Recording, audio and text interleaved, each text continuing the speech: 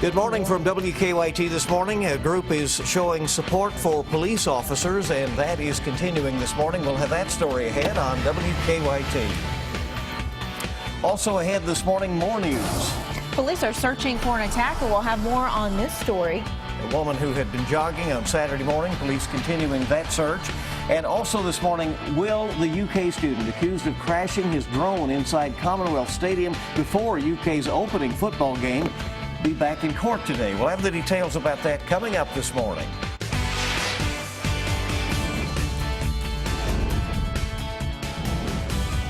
This is WKYT This Morning.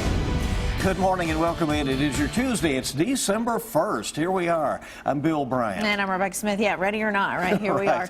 Let's get a check of Micah with the weather. It is raining out there. Yeah, it's pretty nasty outside. It's not a good look in the forecast, and we're going to be holding on to that as we continue to pass through the morning hours, especially the first half of your day. The second half of your day, it actually gets a lot better.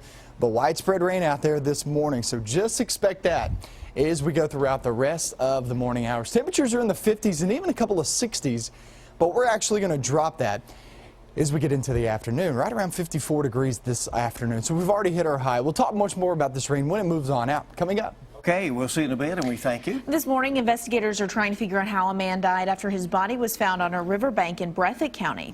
The sheriff there says a child found the man dead late yesterday afternoon behind a house near Quicksand Road. That's not far from Jackson.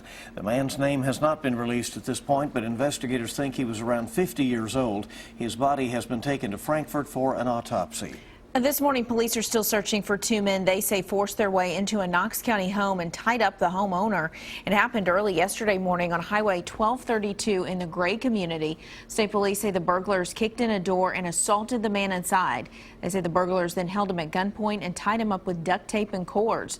Police say the burglars then stole a firearm, a TV, and other items before leaving. The homeowner eventually freed himself up and called for help. Police say he had minor injuries. Hazard police are needing help in finding a burglar. Surveillance video shows the burglar at La Peña Mexican Grill on November 8th. Police say a man broke in through a back door, used a crowbar to pry open a cash register, and stole hundreds of dollars, around $300 or so. The restaurant's owner says the burglar also caused about $1,500 in damages. It's somewhat frustrating, but you know, you just have to live with what's done and go on. Hazard police say at this point they do not have any leads in the case. Well, the search continues this morning for a man police say attacked a woman in Clark County during her morning jog. It happened Saturday morning along Veterans Memorial Parkway. The Clark County Sheriff says that the man tried to sexually assault the woman, but she managed to fight him off. They say she suffered minor injuries. Deputies say the attacker is a black man in his mid-20s with short dreadlocks. He was wearing a long-sleeve T-shirt and sweatpants at the time. 4:33 on WKYT this morning. We have now learned more about an officer-involved shooting in Anderson County. Police have identified the man shot as 35-year-old John Tompkins of Danville. They say he is still being treated at UK Hospital. On Friday, police say Tompkins led them on a chase in Anderson County before crashing on Ballard Road. After the crash, police say Tompkins pointed a gun at police, so Lawrenceburg officer Clay Crouch shot him. Police say Tompkins is facing many charges, including attempted murder of a police officer, assault, and wanton endangerment. Also in Anderson County, we've learned more about a crash that killed one person and injured 4 others. Police say the man killed was 24-year-old Jonathan Lyles Meeks of Lawrenceburg. Police say the pickup crossed the center line, hit his car yesterday along Fox Creek Road. Lyles Meeks' wife and a juvenile passenger were taken to UK Hospital along with 2 other people in the pickup. Their conditions are not known this morning.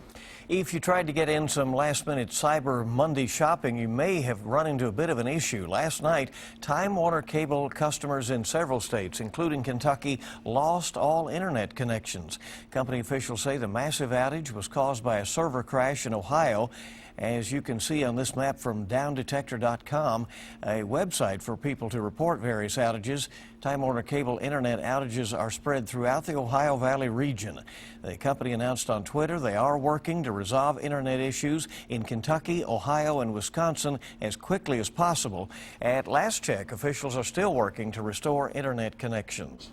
A UK law student accused of crashing a drone inside Commonwealth Stadium just before a football game will face a judge today.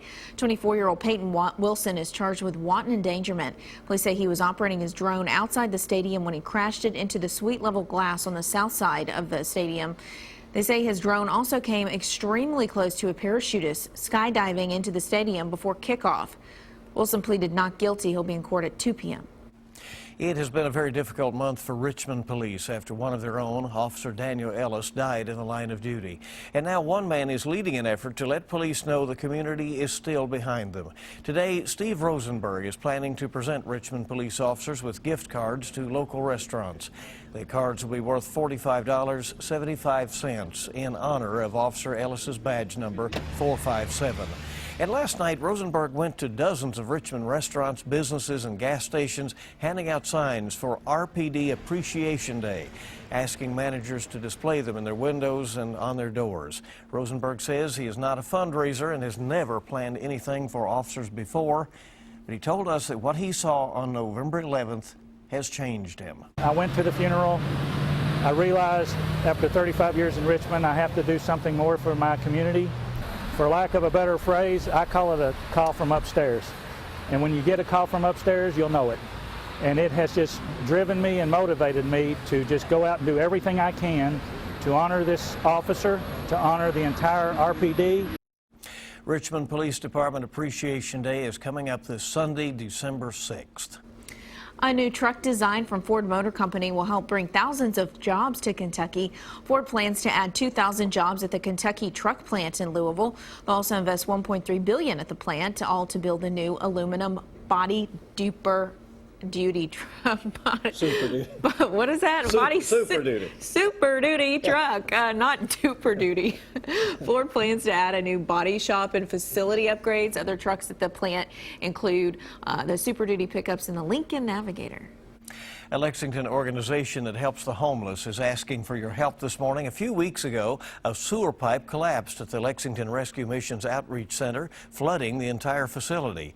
The rescue mission normally serves hundreds of people each week, but now they will have to close their doors for the weekend until the damages can be repaired. Officials say the cost to fix the pipe is nearly $12,000. And although insurance will cover a majority of that expense, it won't cover it all.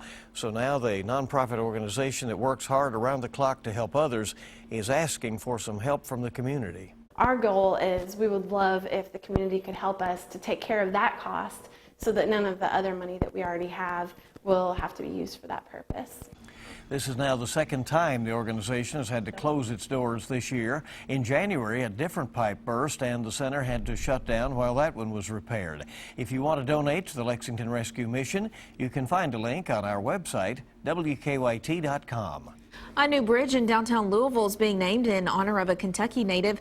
Yesterday afternoon, state officials announced that the bridge will be named the Abraham Lincoln Bridge. You may have heard of him, after the nation's 16th president. The Abraham Lincoln Bridge expected to be open before Christmas and will carry northbound traffic on Interstate 65 across the Ohio into southern Indiana. State officials say Lincoln deserves the honor because of his lasting legacy to the nation. WKYT needs your help in making sure that Kentucky children in need receive gifts for Christmas. Starting at 6 o'clock this morning, now less than an hour and a half away, you can drop off new toys, new clothing, food, and other items right here at our WKYT studios on Winchester Road in Lexington. Donations for the Mission of Hope Christmas collection will be going on at that point. Goods collected will go to children in some of the neediest parts of Kentucky. And if you can't make it out today, you can also donate money online. And again, we're already getting the lobby set up, ready to go this morning. I've seen quite a bit of things in there. Activity. All right, our time this morning is 4:39, and WKYT this morning is just getting started. Well, the weather can certainly impact our mood, especially if you're prone to depression. Moms Every Day has some signs for seasonal affective disorder, also known as SAD, after the break. And we're looking at that rain out and about. It is a soggy start to the day. And when does this move on out? I'll have that timing and that forecast coming up next.